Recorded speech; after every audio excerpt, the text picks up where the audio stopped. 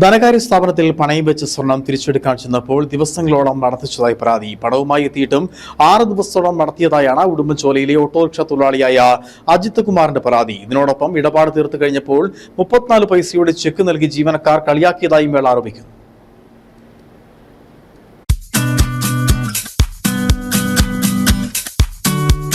പതിറ്റാണ്ടുകൾക്ക് മുമ്പത്തെ കഥയല്ല.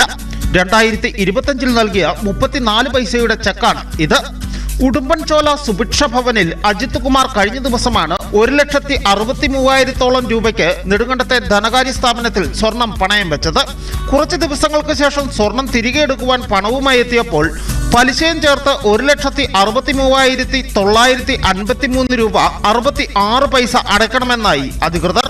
ഇതിനെ തുടർന്ന് പണമടച്ചെങ്കിലും 66 പൈസ ചില്ലറയായി നൽകണമെന്ന് അധികൃതർ പറഞ്ഞെന്ന് ഇയാൾ പറയുന്നു. ഇതിനെ തുടർന്ന് 6 ദിവസത്തോളം തന്നെ നടത്തിച്ചതായും ഓട്ടോറിക്ഷ തൊഴിലാളിയായ അജിത്ത് പറയുന്നു.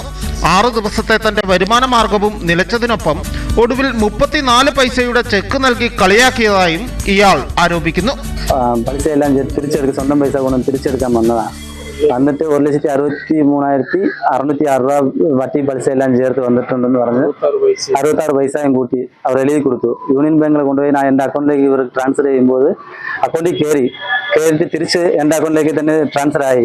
തിരിച്ചെടുക്കാൻ വന്നപ്പോൾ അക്കൗണ്ടിൽ പൈസ കയറിയില്ല, നാളെ വാങ്ങുന്നു പറഞ്ഞു. 5 ദിവസമായിട്ട് ഇവിടെ വന്നിട്ട് പോയപ്പോൾ ഇവിടുത്തെ വേറെ ഒരാളുടെ അക്കൗണ്ടിൽ നിന്ന് ട്രാൻസ്ഫർ ചെയ്ത് പൈസ കയറി. അത് ക്ലോസ് ചെയ്യാൻ വന്നപ്പോൾ ഇത് 34 പൈസ ഇത് എക്സ്ട്രാ ആയിട്ട് പൈസ കയറി ചെക്ക് ഇതാകത്തില്ലായിരുന്നു.